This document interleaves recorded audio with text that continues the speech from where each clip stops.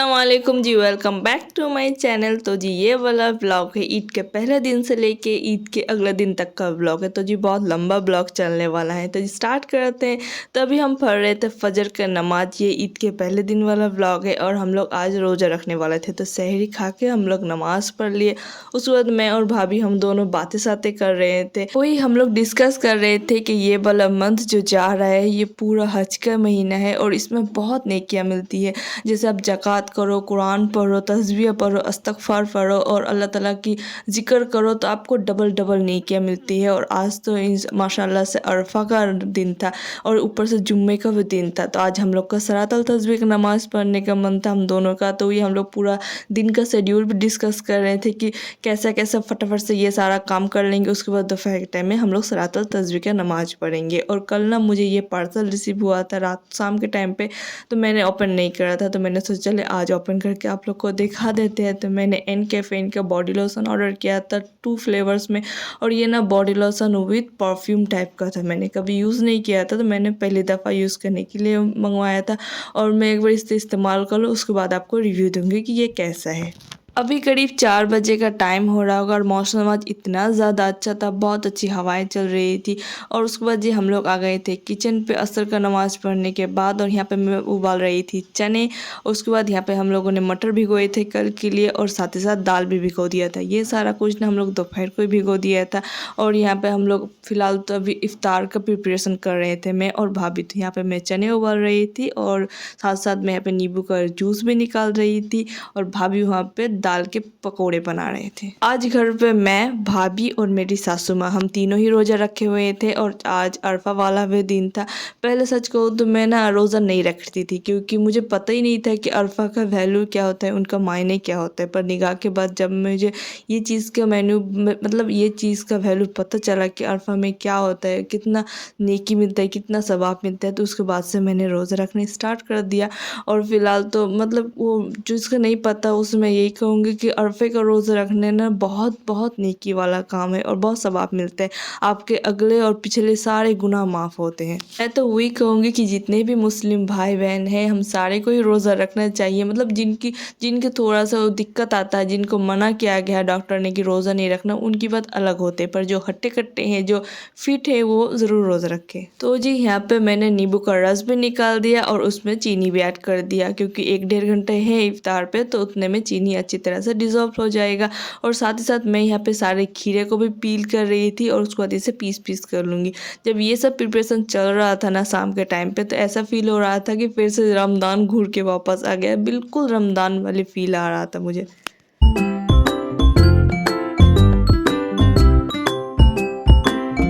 उसके बाद जी रात की रोटियां बनाने के लिए मैं यहाँ पे आटे को भी गूंद लूँगी। इसी टाइम पे जितना भी काम है ना रात का मैं ज़्यादातर करके रख दूँगी क्योंकि इस टाइम पे रोज़ा रख के मैं जितना काम कर लूँगी ना इफ़्तार करने के बाद मैं एक काम भी नहीं कर पाऊँगी। क्योंकि रमज़ान की बात वो अलग होती है क्योंकि उसमें ना बॉडी यूज़ टू हो जाती है रोज़ा रखने की। पर इस तरह से रोज़ा आप हर दिन खाते खाते एक दिन रोज़ा रख लो तो उस टाइम में ना आपकी बॉडी ना हाल छोड़ देता है। मेरा तो ज़्यादा ही हाल छोड़ देता है रोज़ा खोलने के बाद।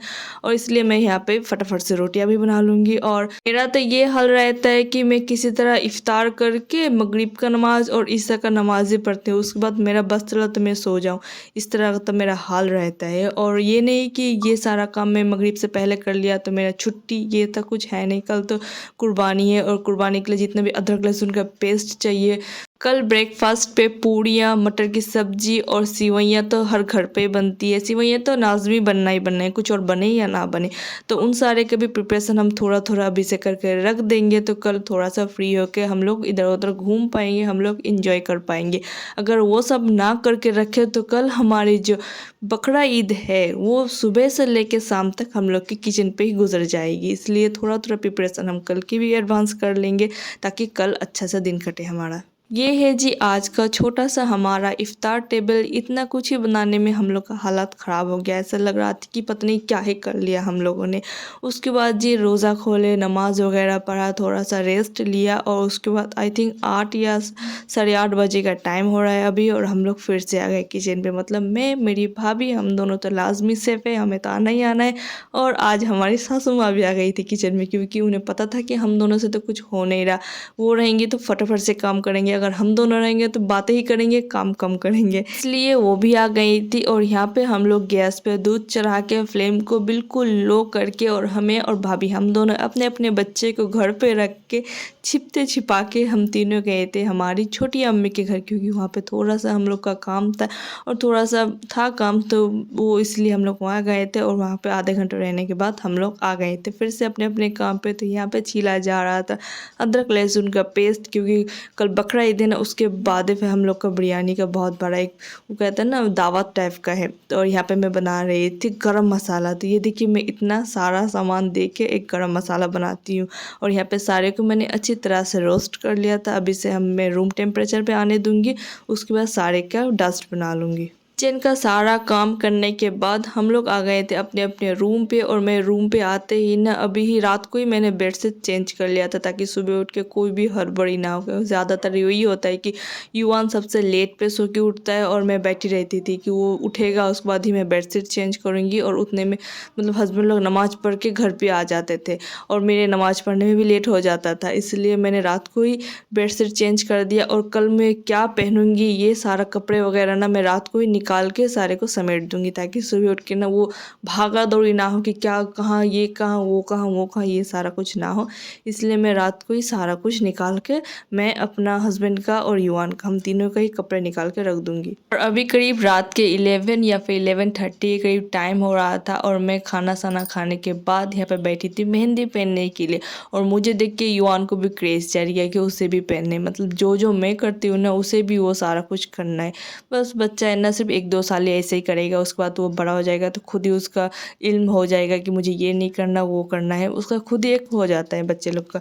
और उसके बाद ये था जी नेक्स्ट डे, मतलब बकरा ईद वाला दिन। और आप सबको मेरी तरफ से ईद मुबारक। और सुबह सुबह उठ के यहाँ पे बन रहा था सिवैयाँ। एक्चुअली सिवैयाँ मेरी सासू माँ बना रही थी, मैं आई थी वीडियो करने के लिए, शूट करने के लिए। तो मेरी सासू माँ ने मुझे पकड़ लिया कि चलो तुम भी अब बनाओ मेरे साथ। तो मैं भी हुई मेरी सासू माँ के साथ सिवैयाँ बना रही थी। और मतलब थोड़ा सा ही बनाया था, वीडियो जितना देर वीडियो चल रहा था ना उतना देर ही मैंने चम्मच हिलाया था। उसके बाद मैंने अपनी सासू माँ को पकड़वा दिया था कि ये आप ही बनाइए, आप ज़्यादा अच्छा बनाती हैं, मेरे से उतना अच्छा नहीं बनता।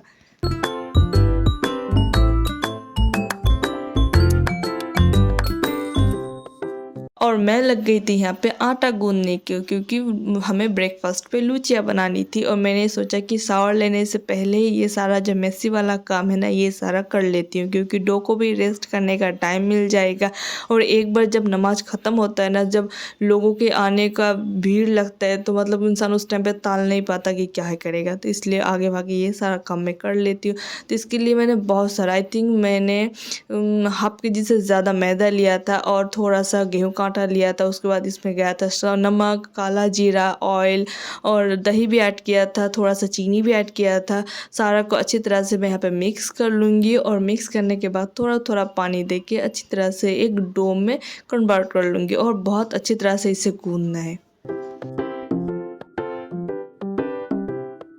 ये रहा आज का मौसम का हाल। बहुत ही प्यारा मौसम था और बहुत अच्छा मौसम था। हाँ वहाँ गर्मी भी थी पर बहुत अच्छा मौसम था और अल्लाह करे सारा दिन आज ऐसा ही गुजरे। और यहाँ पे मैं आई थी आप लोग को अपना बकरा दिखाने के लिए।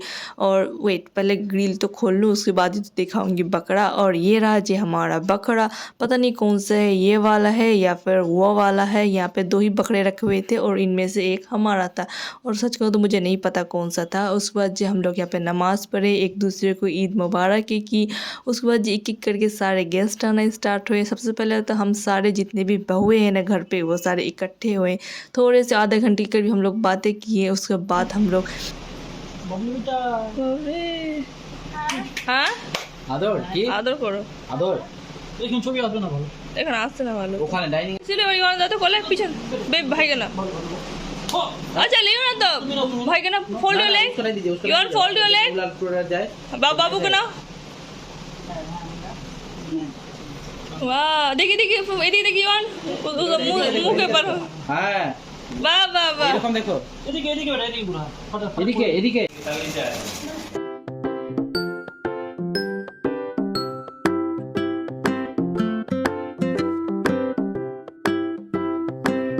उसके बाद जी हम लोग गए थे हमारी छोटी अम्मी के घर, मझली अम्मी के घर, सारे के घर हम लोग गए थे और सबको ईद मुबारक की दी, सलाम करा और उसके बाद थोड़ा सा हम लोग वहाँ पे इकट्ठे टाइम स्पेंड करने के बाद हम लोग आ गए थे अपने अपने घर वापस। और यहाँ पे मैं आपको दिखा रही थी मेरी मेहंदी। सिर्फ मैंने सेंटर पर ही थोड़ा सा डिज़ाइन किया था और साथ ही साथ ये चूड़ियाँ भी मैंने आज चेंज किया था। कैसी लग रही चूड़ियाँ? अच्छी लग रही है ना? मुझे तो बहुत ज़्यादा अच्छी लग रही थी। ये ग्रीन और रेड का कॉम्बिनेशन की मैंने चूड़ियाँ पहनी थी और ये रेड कलर का मैंने साड़ी पहना था। प्योर कॉटन का साड़ी था ये और बहुत ज़्यादा अच्छा लग रहा था। और मैंने बहुत लाइट कपड़े ही पहने थे क्योंकि गर्मी बहुत ज़्यादा है और ऊपर से हेवी कपड़ा पहन के क्या ही करूँ, अभी तक किचन पे जाके खाना ही बनाना है ना, तो इसलिए मैंने कोई भी कपड़ा हैवी नहीं पहना था, बहुत लाइट वेट कपड़ा पहना था। उसके बाद जी आ गई थी किचन पे पूड़ियाँ बनाने के लिए। मतलब कुछ देर पहले आपने मुझे मिरर पे देखा ना, उसके वही क्लिप लेने के बाद मैं डायरेक्ट आ गई थी किचन पे। वही ड्रेस पहन के, वही साड़ियाँ पहन के आज का पूरा दिन मैंने गुजर दिया। पूरा मतलब जितना भी काम था ना, गोश्त वगैरह का काम, वो सारा कपड़े पहन के ही मैंने आज कर लिया। इसलिए मैं ना कुर्बानी पे कभी भी हेवी कपड़े नहीं पहनती क्योंकि मुझे पता है कि अभी मुझे किचन पे ही जाना है और किचन पे पड़ने से छींटे आएंगे आपके ऊपर और कुर्बानी वाला दिन तो गोश्त वोश्त का मसला रहता है, तो वो सारा भी करना पड़ता है। तो वही क्या ही फ़ायदा हैवी ड्रेस पहन के। और ये रहा आज का हमारा ब्रेकफास्ट। मैंने पूड़ियाँ, मटर की सब्जी और सिवैयाँ था आज का ब्रेकफास्ट। और यहाँ पे जितना भी आप लोग देख रहे हैं ना, ये सारे को मैं फटाफट से अभी बेल के फ्राई कर लूँगी। और भाभी वहाँ पे लग गई थी लंच के प्रिपरेशन पे। मैं यहीं पे आज का ब्लॉग एंड करती हूँ। मिलते हैं आपसे कल वाला ब्लॉग में। और जी अस्सलाम वालेकुम जी, ये कल वाला ब्लॉग मतलब ईद के अगले दिन का ब्लॉग। और अभी करीब शाम का टाइम ही हो रहा है और यहाँ पे मैं और भाभी हम दोनों मिलके बना रहे हैं बिरयानी, क्योंकि आज है दावत हमारे घर पे, हमारी नंद आ रही हैं और मतलब कि और भी थोड़ा बहुत गेस्ट हैं जो उनके घर हमें खाना भी भिजवाना है, तो इसलिए बहुत बड़ी सारी हांडी पे मैं और भाभी मिलके बिरयानी बना रहे थे। और 3-4 दिन के अंदर अंदर ही युवान के स्कूल भी ओपन हो जाएगा। मतलब ऐसा फील होता है कि 20-22 दिन ऐसे ही देखते देखते गुजर गया, ऐसा फील ही नहीं हुआ, ऐसा फील होता है। और आज मेरी ननंद भी आने वाली, मतलब मैं 2 दिन के लिए मेरी ननंद आएंगी ना, तो मतलब ऐसा घर पे हाय हल्ला रहेगा और इतना मज़ा आएगा ना, मतलब कि हम सबकी बात ही ख़त्म नहीं हुई कि रात के दिन, दिन के रात ऐसे हो जाते हैं, हम लोग इकट्ठे रहते हैं तो।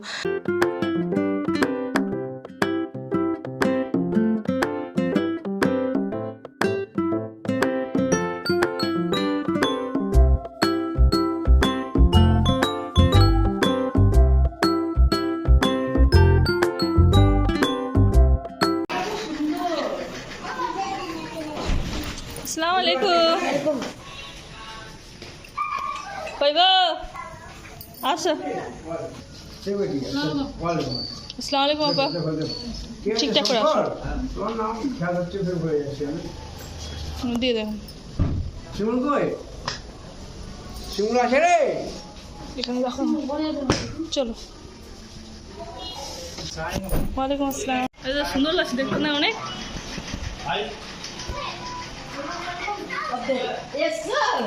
সালাম করেন।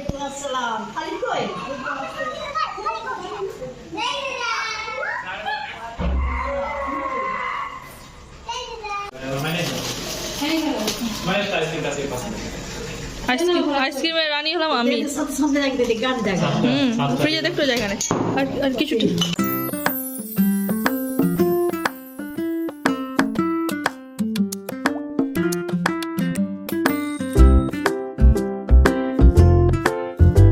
ये था जी आज का डिनर। हम सबका बिरयानी बनाया था मैंने और भाभी ने मिलकर, और उसके साथ जितने भी था मटन वगैरह वो सारा भी हम लोगों ने बनाया था। और सच के तो बहुत ज़्यादा टेस्टी बना था और बहुत इंजॉय करके सारे के लोगों ने खाया था और हम लोगों ने भी खाया था। तो जी यहाँ पे मैं अपना ब्लॉग एंड करती हूँ। मिलते हैं आपसे नेक्स्ट ब्लॉग में।